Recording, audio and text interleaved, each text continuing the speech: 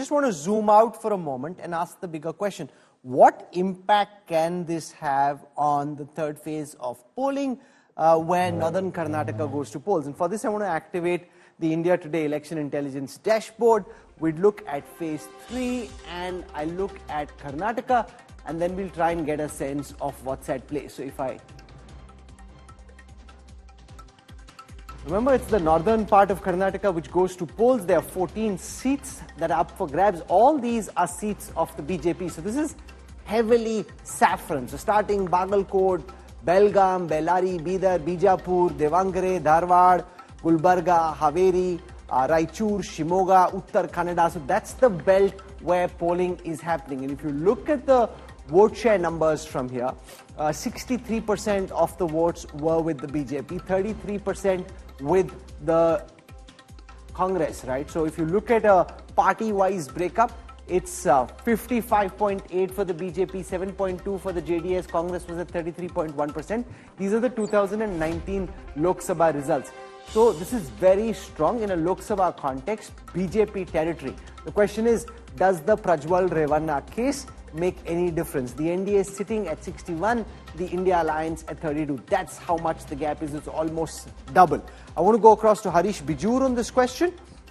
Harish, do you find it very intriguing that this CD, which, forget what Surbi and Aishwarya are saying on the show, leaders in Karnataka and in Delhi knew about this CD before phase 1 polling was completed, while the campaigning was still on. They've chosen to make it public after voting in the Vokaliga areas is over.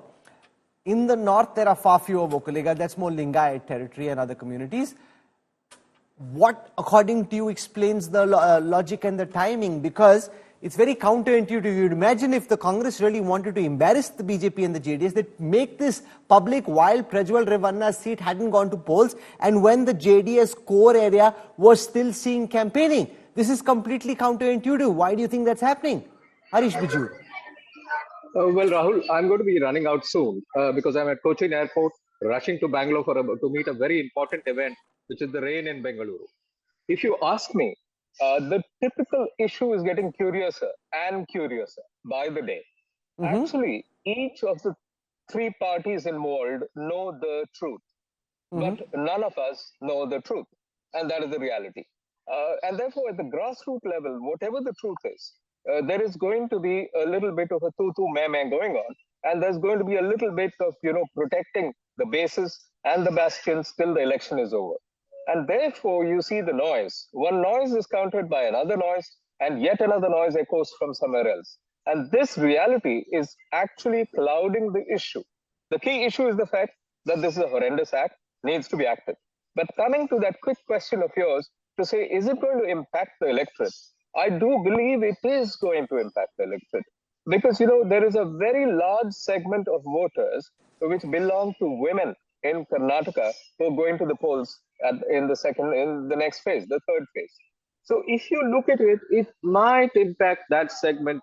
And I think that is what every political party is trying to do. Possibly the Congress is trying to impact that. And possibly the BJP and the JDS is trying to avoid the impact of that. And therefore, the truth is all around, but a lot of politics clouding it all.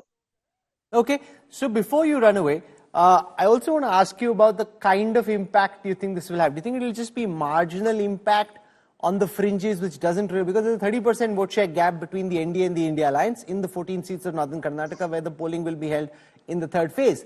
Unless it leads to a seismic change, it's not really going to impact the end outcome. What's your sense? Is this very marginal, the impact, or could it be major? Well, my reading is that it's going to be marginal. Because, the truth, whatever it is not known by anybody.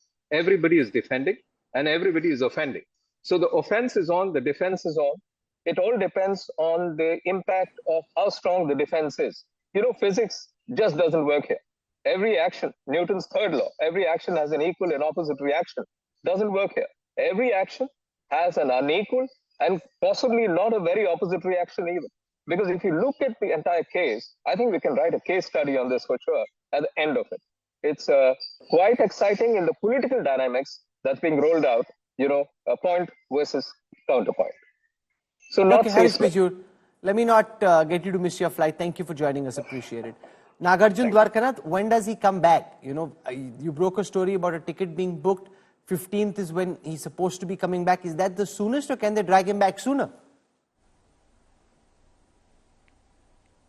Well, at this point of time, Rahul, that's the only ticket that Prajwal has booked with his passport number. No other ticket has been booked. Most likely, he might prepone it, is what we are told. But as of today, he's taking a flight from 15th May from Munich and landing in Bengaluru on 16th early morning, just half past 12 is what we are told. His lawyer has sought 7 days extension, where the SIT has rejected that extension, saying that we'll issue a fresh notice. You have to appear to the date and time that we choose and not as per your wishes. So there's a pressure on Prajwal Revanna also. In fact, Home Minister went on to say that if Revanna and his son Prajwal doesn't adhere to the notices given by the SIT, most likely the SIT will move in for the arrest of both father and the son.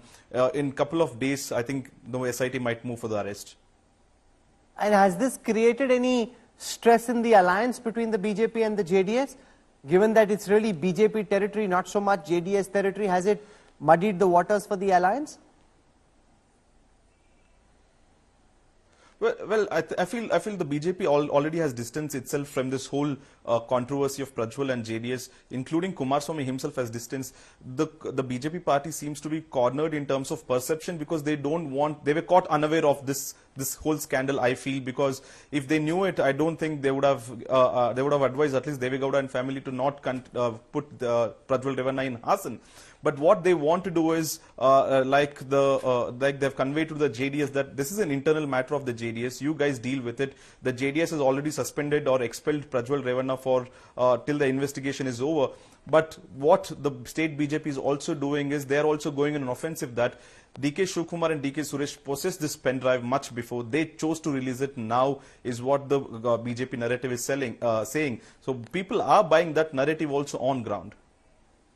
Why would they do that? If they had this CD before this seat went to polls, when they could have really embarrassed Prajwal Revanna in the eyes of his voters and embarrassed his father, embarrassed the Janata Dal Secular, embarrassed Deve Gowda, why did they hold it back till voting got over? How does that make sense? That's exactly the question that India Today asked DK Suresh and DK Shivkumar. Both of them did reply that if at all we had the possession of the pen drive few months back, we would not wait till the election to be for the videos to be out. We would seek justice for the women much before, and in fact even before the alliance went on between JDS and BJP, we would be questioning the alliance as well back then. Why would be sitting quiet is what the Congress is saying. But except for the BJP Neta who had the pen drive, his claim is that the driver who initially had all the videos from Prajwal, he claimed that he had given it to the brothers DK Shivkumar and DK Suresh as well, both the brothers, that he had transferred the videos as well, and not just to the BJP candidate. But only the SIT investigation will tell us as to who did the driver officially give it to. Was it transferred to the Congress party or was it given to the BJP party? Till date, we don't know how did the videos get viral, who leaked it, and that's the big question that SIT will also do. As of now, I am told that they are looking at the driver's phone as to did he forward it to BJP or the Congress first.